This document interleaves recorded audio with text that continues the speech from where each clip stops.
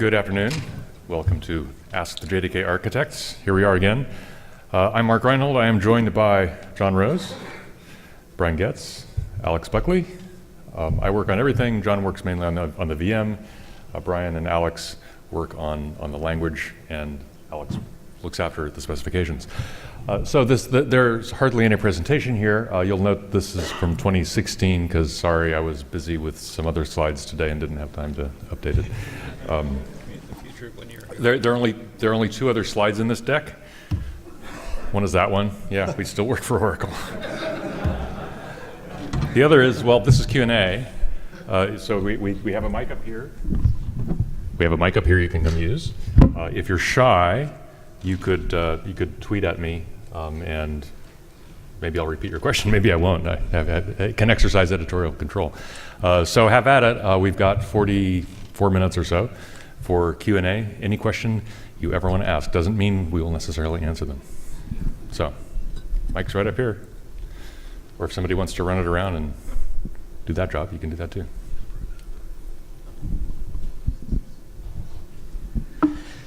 So, if I've got a program I'm running in my JVM and I know what metaspace setting I want, I know what heap setting I want, I've found it's incredibly difficult to figure out how much memory on the machine or the VM is going to be needed. And I was wondering, I've seen a little bit about some support for that with Java 9 and the available memory, but is there a good way to figure that out? Or is that really just a run it a lot and measure it until it gets down? The nature of complex dynamic systems. I love John's grimace. Somebody get a picture of that and tweet it. We give you the controls because we don't know how to drive them automatically. I think that's the short answer. The longer answer is we have some very smart people in the storage management group who worry about this stuff all the time, and you know they're trying to figure this out and make it better over time.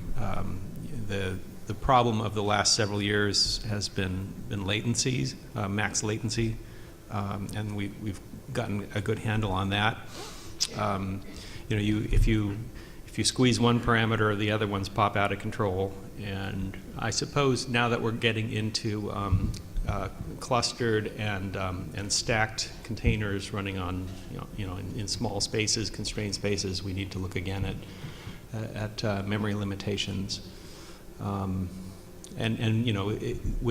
the rapid build out of cloud infrastructure, Java is going on that ship big time. We're looking at ways to make the VM have more predictable memory requirements, but I would say it's early days on that. And the best thing to do would be to have the community tell us what their best practices are, so that and tell us if it's so easy that that even a machine, even a robot could do it, then maybe we want our robot to do it for you. But we have special insight into some algorithms of how to manage memory and keep it limited in size. But the special knowledge does not give us an idea of best practices for the actual applications out there in the wild. So I'm afraid I have to punt that question back to this audience. Fair enough. Thanks.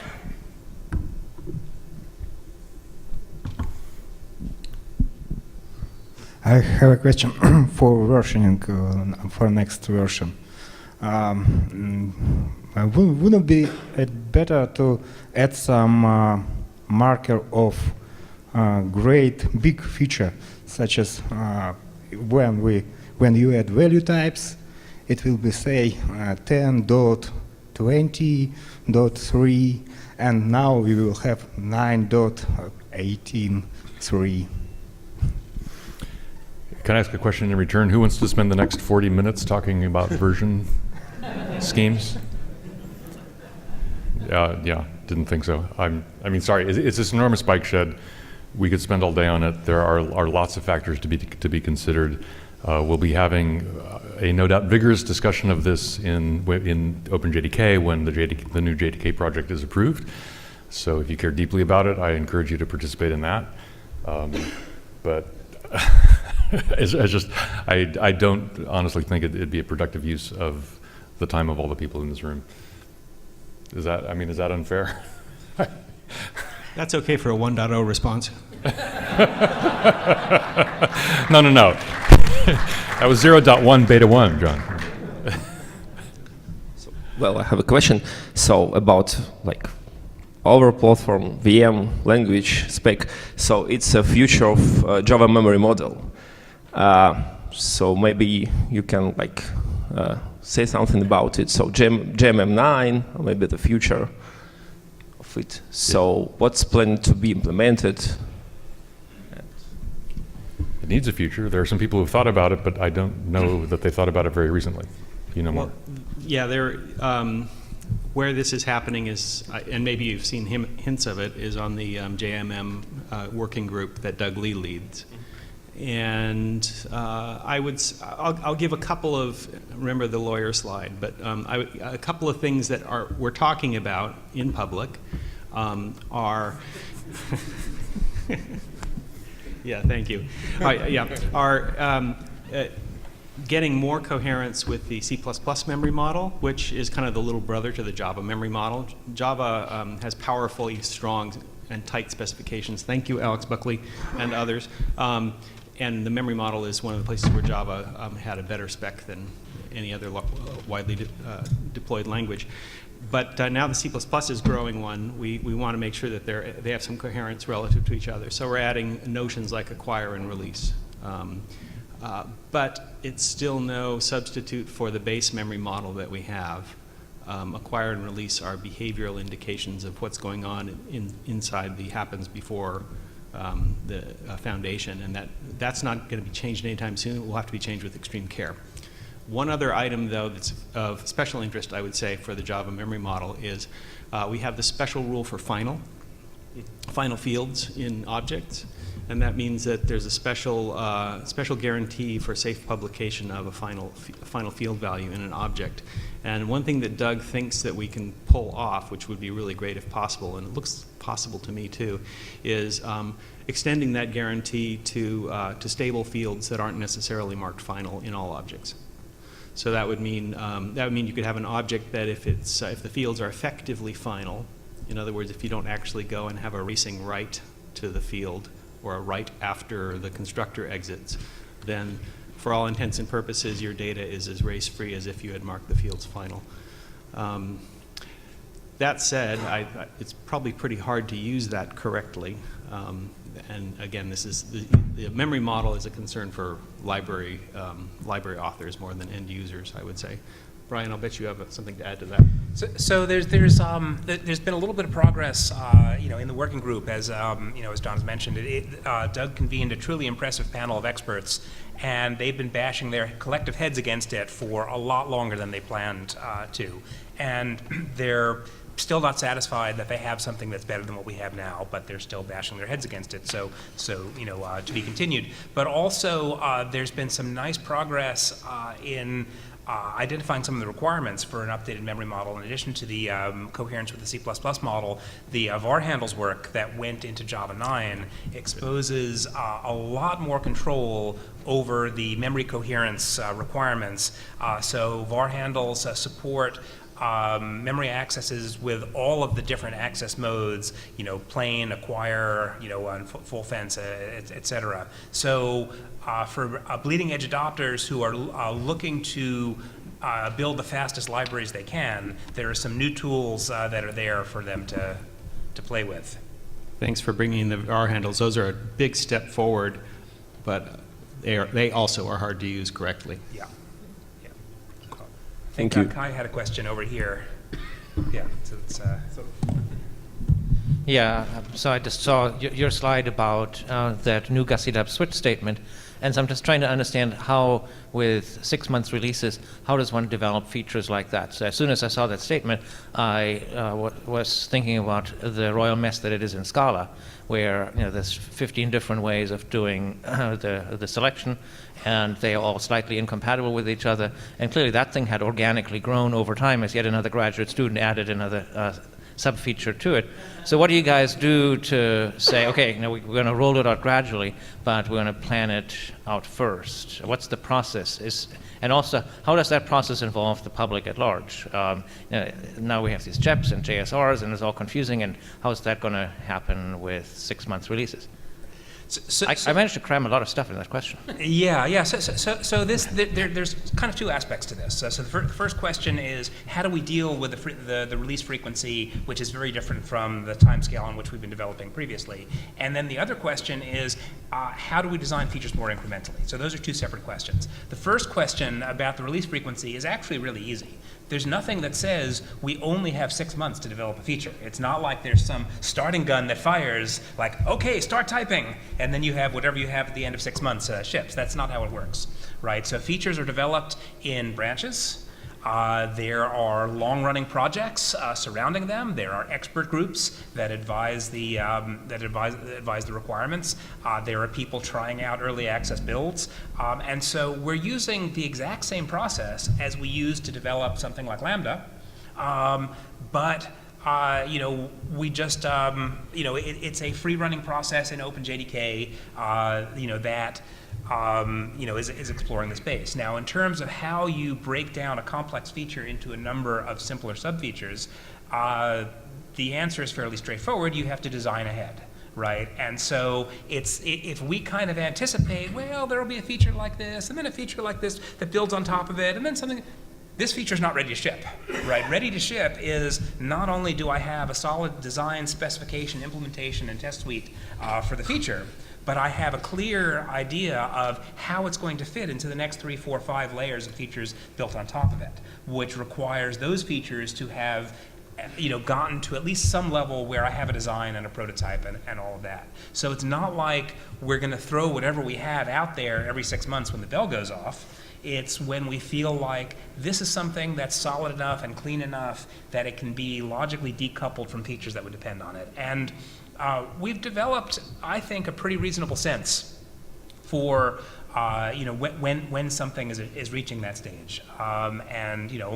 Yes, we're probably going to make some mistakes, but it's still the same people that have been moving the platform forward for all these years, who have a deep understanding of what it costs to maintain something for 20 years and how features interact with each other and the importance of compatibility. So I don't actually think it's as terrible as it sounds.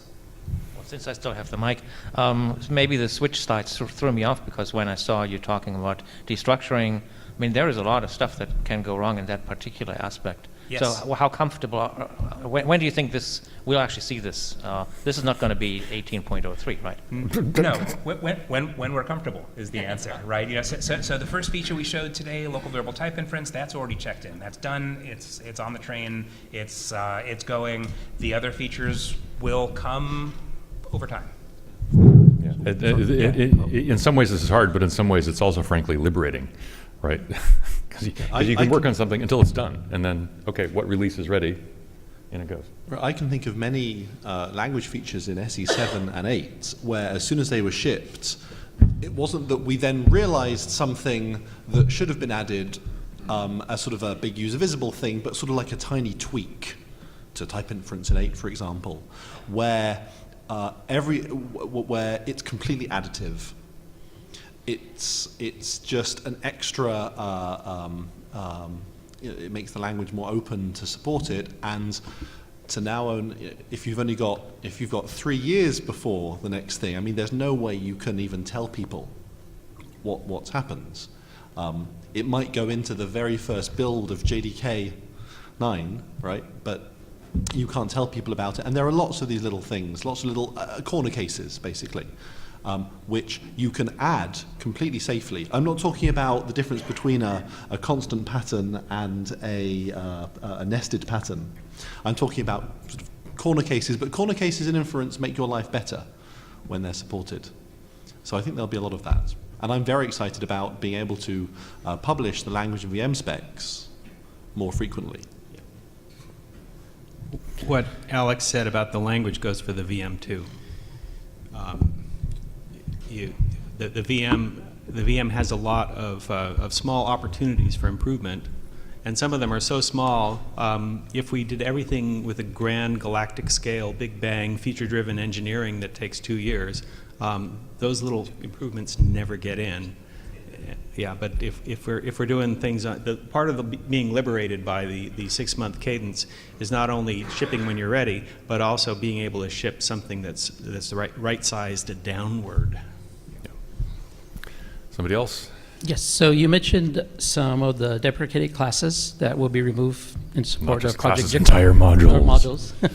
So are there any others out there that have lingered for years that are deprecated and just never went away that we should start worrying about? Yeah, well, yes and no. So in 9, to give you a little more detail, we have deprecated all of the modules that contain APIs that overlap with Java EE, plus the Corba module. So they're there in 9. They're actually not resolved by default due to a really hairy compatibility problem, but they're there. You can ask for them. They work. That's not a problem, and they will be removed. Now, it's a perennial question. Why don't you remove that? Those 3 deprecated methods over in Java AWT component, or those 12 deprecated methods over in this other place? And the answer is it's not really worth the cost. In most cases, it wouldn't save very much. And that's one reason why we, or rather Dr. Deprecator, under the leadership of Dr. Deprecator, enhance the deprecation annotation in 9 so it can indicate when was something deprecated and is there an expressed intent to remove it. So all those annoying methods in AWT, will we ever remove them? No, probably not. What's the benefit? Most of them just redirect from the old method name to the new method name. It's not like it's a huge maintenance burden or anything else. We might be a little freer about deprecating things piecemeal here and there. But I would caution you against hoping for all deprecated methods to be removed. That will probably never happen. And every time someone mentions deprecation, I like to mention incubation as well. Yes, it's dual. Yes, since incubation, so JEP 11 is incubator modules. An incubator module is a way of shipping an incubating feature, which is basically an API that is in development. Its package name will change should it ever be standardized, but it might in fact be removed, and then that would also be changing its package name because you couldn't import it anymore. And the point is that the conception of incubating features would be that something goes into one of these things, let's say in JDK 9, example jdk.incubator.http client, and then .vector. jdk.incubator.vector, I believe, if you paid close attention. Although that's not in 9. Might be in some future release. Who knows which one? So the conception of these incubating features is they go into a full heavyweight 3-year release and people get experience with it, and either it gets standardized or it comes out. Well, that's now on a 6-month cadence as well. So if you're seeing HTTP client today, and I see a lot of samples and questions on the web about that API, it's not that it has to be definitely done or out by 18.3. It can be later than 18.3, but it can be sooner than 3 years for a new API. Has anyone thought about using the container metaphor for describing how a JVM gets initialized in terms of not only classes being loaded, but objects already being instantiated? So that, like we do with Docker, having slices built upon each other, the images, right? So that when I then bring up the JVM according to that description, it has already all the classes. That's probably the easier part, but the objects already instantiated, as if I had done that manually, sort of. But in a container way. Yeah, we have various technologies that go a little bit ways towards that, but not in the sort of slick way that Docker can just layer images on top of each other. We've had for a while now a thing called class data sharing. One of the closed features that Oracle is going to open source is application class data sharing, where you can point the VM at your own application classes and it'll create a pre-baked archive that makes it faster to load up those classes at runtime, right? I mean, for years we've done that for the JDK classes themselves. With this feature, you can do it for your own application classes, but there's not yet a notion of layering. Another tricky part about layering, especially with some of the other changes in 9, is rt.jar is gone, right? And it's this new file. It's in lib/module in a format that we will not specify because it's going to change frequently, completely internal. That file is not designed to be layered on top of any others. Now, it doesn't mean it couldn't be. It's just that idiom is not one that we've thought deeply about. I think it's an interesting question to ask. It's also unclear. Would that really be useful, or in the world of Docker is a JDK or a subset of the JDK, is that a fine enough grained unit? Do you really need to be able to layer bits of JDKs on top of each other or not? I don't know. I'm not so much interested from class. What's the heap? Because I think that is solvable, but the objects are already instantiated, and then I can say, oh, this state of my JVM becomes an image. You want like a Smalltalk or a Lisp save world. That's a much harder problem. It's on our wish list, but it's very very far out there. Not far down, but far out, because there's several wishes we have to make come true first in order to make that happen. So we solved class path hell with modules. I think we will eventually need to address static init hell with something like what you're talking about. And so we have some early days ideas about this, but we have to crawl before we can fly. So if I can ask, can we have the microphone passed back after your question is done? Because otherwise only the people in this section will actually get to ask any questions, and that doesn't seem fair. Go next to them. So here's a question from Twitter. Have the four of us considered forming a barbershop quartet? You wouldn't want to hear that. Probably not. It's timely that you brought up modules, because that was the scope of my question. Noting that Jigsaw and modules go back with JSR 277 to about 12 years, so the concept is old enough to be going to junior high. No, sorry. The concept of modules goes back to a classic 1971 or 72 paper by David Lorge Parnas. My apologies. It's not a new idea. I meant with respect to Java, but I am rightly put in my place. If it's taken that amount of time for expert groups and Oracle to have done this, what hope is there for the rest of us in modularizing our legacy code bases? Abandon all hope, ye who enter here. Yes. It's not that bad. So this was a long-running project for many, many different reasons, and guess what? A lot of them were not technical. I mean, technically, it was tough, no doubt about that. Trying to fit a module system into an existing platform while maintaining as much compatibility as we possibly could, without degrading performance, it was quite difficult. But there were also political and even business issues. You may remember when I first started talking about modules, working on modules publicly, that was in 2009, and my employer was a different company. Sun was acquired, time was lost. That's what happens in corporate acquisitions, and there was nobody else in the wider world working on that particular set of problems, so things did stall out for a while. The whole space of module systems is also one that is politically challenging because there are solutions that overlap with what Jigsaw does and do a bunch of fancier things too, which many people think, oh well, got probably the most frequently asked question. Oh, just use OSGI, right? Well, just use OSGI. Just use it. And I won't repeat them here, but there are many strong technical reasons why that was not the right answer.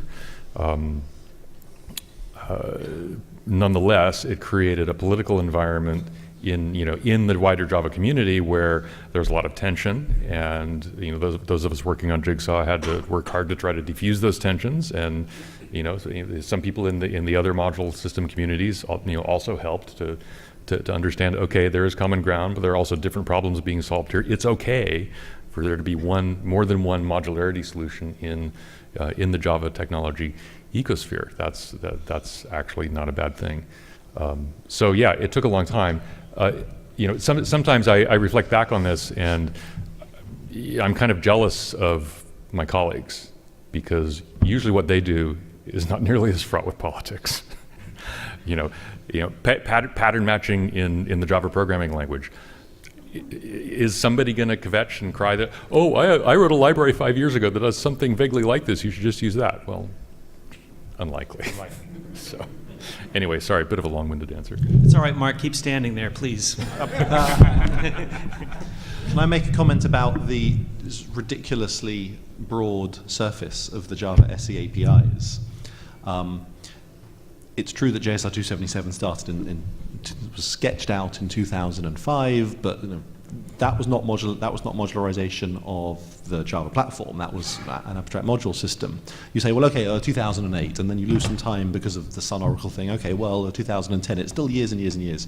The module graph, producing, first of all, visualizing the modules in your application is a fairly straightforward thing. Right, there are tools to help with that. You can sketch out a basic graph. Hey, put each jar into one module and write the dependencies, and you're done. You're done. Here's the thing about the JDK. First of all, we kept discovering little surfaces that were not part of the SE API, but that were as if they were part of the SE API in AWT, in XML, and you have to then sit through and say, so hang on, this has never been documented as part of SE, but it's been exposed as if it has been, so what should we do? And it's neither a technical question nor is it really political or business, but it is a policy question. Then there's this whole encapsulation story of it's obvious what the public protocol of the Java base module is. It's the Java lang package and the Java IO package, etc., etc. SunMISC was hived off to the side, so that was a whole policy decision in itself, right? The SunMISC unsafe is still there, and it's in its own module. It's called JDK unsupported. I remember an entire meeting about naming that module. I remember multiple meetings about naming that module. About naming, which, by the way, eventually will go away. Right. So there's this unsupported. That sounds like a dangerous term for an enterprise vendor to be putting out in everybody's runtime images when we're selling support for the JDK. But there's an unsupported module in there, that kind of thing. So okay, so you eventually fine. You've got all these exports from Java base. You've got the legacy Sun stuff over in JDK unsupported. But then it turns out that all of the libraries are using protected. They're doing set accessible on protected methods of official APIs. In other words, they're invoking them in an inappropriate manner. I'm thinking of define class typically, finalize. And so you say, and frankly, that is not a problem you're going to have for your library or for your code base. And now you've got to come up with a policy for what should we allow, and then that alone took most of this year about how open do we want, and this is before the deprecated for removal stuff for EE and figuring that out. So all of these, it's managing this surface area. That's why when we talk about modules, and it seems like, okay, there's a graph, that's great. But what those things are exporting versus not exporting, i.e. what we want you to care about versus what you really mustn't care about, it's this weird, it's not programming, it's not architecture, but it's something that only the JDK has to go through. It's empirical too, right? Yes. We did many analyses of like a dump of Maven Central to figure things out. Does existing code use this or not? Well, you actually mentioned in the keynote that the recommended naming convention for modules is reverse DNS based on, you didn't say this, but I'm pretty sure this is our policy on based on the principal package in the module. Well, primarily reverse DNS, principal package when that makes sense is how I would phrase it. That in itself was a huge debate. A huge debate based on I believe Brian Fox. Is Brian Fox here? I don't know what he looks like. The CTO of Sonatype gave a whole bunch of input about names of Maven artifacts, we haven't even mentioned automatic modules. Oh, That yes. could be a thing in itself. But bear in mind, a big feature of the module system is that it supports code that isn't in modules. I challenge you to find another module system that supports that. You will not find one. You can take non-modular code and treat it as if it is modules. It will get a name, it will get resolved, there will be an API for those things, you can reflect on them, it goes on and on and on and on and on. Didn't see that anywhere else. Don't see it in JBoss modules, don't see it in OSGI. So that migration story also took a long time. So,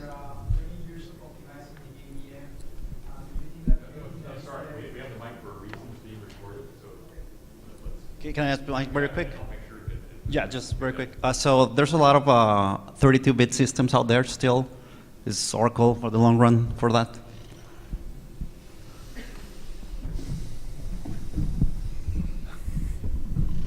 One can only do so many things at a time. okay. I was asking, after 20 years of optimizing the JVM. Oh, sorry, I was going to try to answer this gentleman's question first. I'm sorry. Okay. Yeah, so we did ship 32-bit builds of the JDK 9 early access releases, and when we shipped GA, we in this case is Oracle, we did not ship 32-bit builds. This was a decision, driven by basically resource issues. There's only so much we can do for the types of developers that Oracle's most interested in enabling. 32 bits, not that interesting, but all the source code is still there. You can build it. I'm sure other vendors will ship 32-bit builds, and that's part of what OpenJDK is all about. Oracle doesn't have to do everything. Yeah, Okay. and we, at the keynote we talked about moving faster, right? And part of moving faster is doing less, right? And so shipping binaries on 56 platforms is something that makes it harder to move faster. And so perhaps it is a better trade-off to ship binaries and support the platforms that cover 98% of the user base, so that those resources can be used on more forward-looking things. And just to, I'm going to throw something out there for your amusement that's related to old platforms, because this is the kind of thing that someone who wants to run on on XP would want to do. No one has yet noticed that Java C in JDK 9, when you specify minus source and minus target, who specifies source and target when they invoke their compiler? Frankly, not many people, but some people. In JDK 9, you can do 9, 8, 7, and 6. You can't do any earlier than that. That's why NetBeans doesn't compile on JDK 9.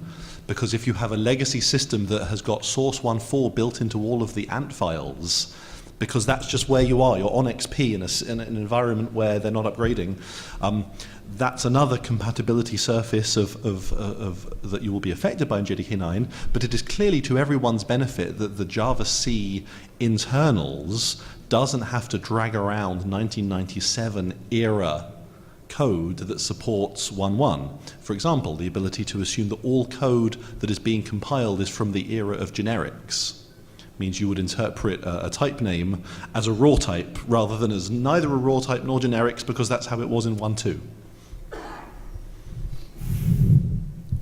Okay. I would say third time. After the 20 years of doing optimizations in JVM, do you think that everything that is left is micro optimizations, or do you really believe that 9 is going to put on solid ground to maybe do some big chances of optimizing the JVM? Are you talking about the optimization code quality from the JIT? Yeah. Okay. Well, we have a nice little group of JIT engineers that work on stuff like that, and they are driven by whatever new initiatives we're doing, such as value types. They're also driven by our sense, according to our best information, as to the experience of customers and what loops they're failing to optimize. And so we're always making small if you look at the changelog on the JIT portion of Hotspot, you'll see a lot of small ad hoc optimization changes. Oh, there's an intrinsic we need here. Probably the most dramatic stuff in the 9 era would that is new would be support for the newer Intel hardware, as well as there's other chips out there too that we support, but Intel is what we're concentrating on. But you'll see more frequent success of vectorization, although for reasons already explained in the previous session, we don't put all of our eggs in the auto vectorization basket. We want explicit vectorization also. There's probably a large slide with tiny print of all the small compiler changes we've made. Does that answer your question? Yes. So I think John's being a little modest here.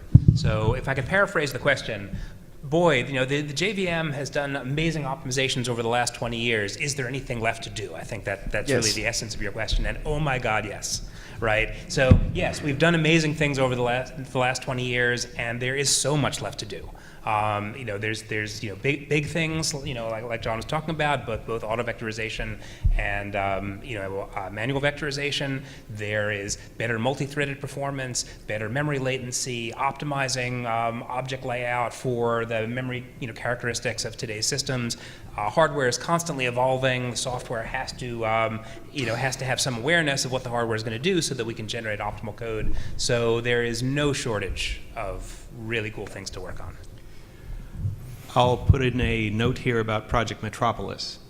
The increase in nimbleness that we're getting from the faster cadence will be mirrored, I hope, in the not too distant future by a succession of technologies from the server compiler C2 JIT, which is written in C++ and is about 15 years old, and and a new JIT probably based on the Graal technology, which has been under continuous development for many years now and is beginning to rival on some metrics the C2 JIT.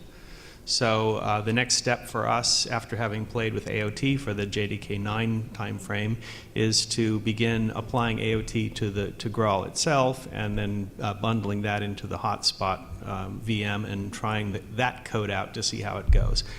That is not, why don't you just use Graal instead of C2? That is not one of those sorts of problems. This is a multi-year, better part of a decade succession problem, kind of like modules. And yes, we can do it with a 6-month cadence, bit by bit by bit, and with long-running side projects. But in any case, what I hope to get to there, to answer the question, is a more flexible, fluid code base that's easier to work on, that's smaller, simpler, lighter, more modern than the current C++ C of nodes compiler JIT that we have now. Instead, it'll be a Java-based C of nodes with a refreshed design, and with, as we found, it's much easier if you're working with Graal, which is a Java-based, a Java program with annotations and modern stuff in it, especially as Brian adds new modern stuff to the language. It'll be much more pleasant and therefore faster and safer to add new optimizations with the Java on Java strategy. And that's what Metropolis is about. And as you probably know from the mailing lists, we're just beginning to boot that up. All right, anybody who hasn't asked a question, the mic is moving just slowly. Sorry. Because Java 9 is using the memory and the processor directly, is it possible for the programmer to hack or create viruses in the JDK 9? I'm sorry, I couldn't parse that. Could you speak more slowly, maybe? Oh, because JDK 9 we can use memory access directly or for the processor and for the memory access directly. So is it possible for the programmer to create viruses or such type of stuffs? Can you create viruses in 9? Because it is using direct memory access. Via direct memory access. What do you think if the memory process access? boundaries in your OS don't work, I suppose you could. Yeah, sorry, what do you think of by direct memory access? That's because quite a pointy phrase. I have learned, just listen that it is using the processing CPU directly in previous lectures. What is the name of that lecture? Are you thinking of var handles? Maybe he's thinking of the vector API. For the vector and vectors. Right. The old way of doing vectors is either writing assembly code in an ASM statement or in a .s file, or it's if you have the GCC tools, you can. There are a few intrinsics in the extended GNU C compiler that will let you program some vector instructions, and plus there's a whole header file full of intrinsics. So we're doing something like that, but it has the Java properties of safety and integrity, compatibility, et cetera. I forgot one of yours, Mark. And then, but the Java Vector API will let you code a vector add instruction, just like today in Java you can code an integer add instruction. It's the plus sign. What Java will not let you do is get bounds check elision that lets you do a buffer overflow. It will not let you jump into a data buffer. There's a whole bunch of safety operations that you can easily, that are in Java. You can easily override them in C, even by accident, but you'll never be able to override them in Java unless there's use some that's unsafe. Unless you're an implementer. Unless you're an implementer of the lower layers of the stack and you're willing to take that responsibility on, but most people don't need it. Whereas in C, even the person writing Hello World takes on the responsibility to avoid a buffer overrun or code execution out of a buffer or something like that. Okay, there was another question up here. There's one in the front row too. Can I ask my question, or should I pass? Feel free to throw things at me if it's a stupid question, but do you support modularized versioning for modules and modularized code depot? That's a Mark one. No. Simple Next question. There's a one-word answer to that one. No, my modules are constructs known to the language in the VM. They're not artifacts. It's important to keep the distinction straight, right? A module, a jar file is an artifact. It can define a module or not. But a module is kind of a higher level, more abstract thing. There are not version numbers on them. This was an intentional design decision. I realize it's, we know very well it's somewhat counterintuitive because people expect, modules should have version numbers. Doesn't mean someday they won't, but I think there are a bunch of strong technical reasons why that's probably never going to be a good idea. I think we have time for one more. Simple first is good.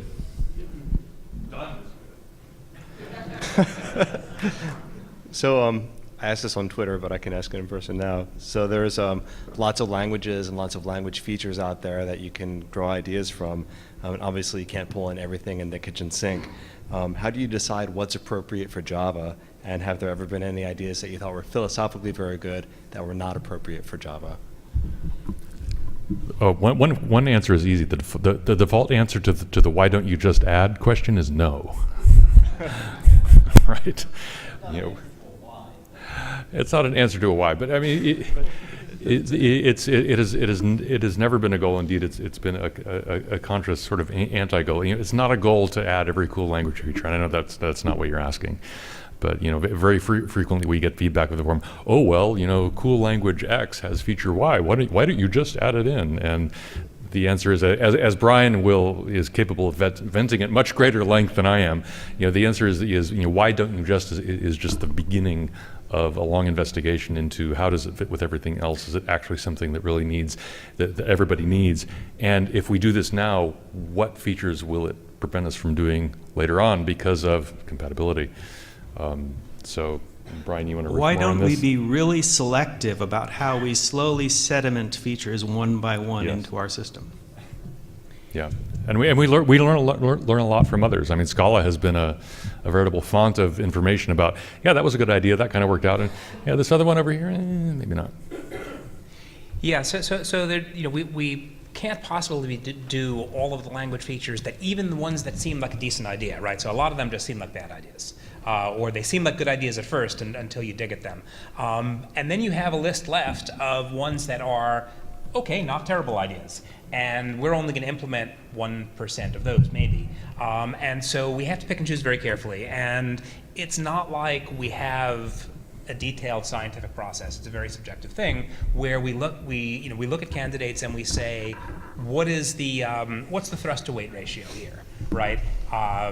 What does it foreclose on? What does it enable? What does it encourage? And how much is that worth compared to our limited budget for adding complexity to the language?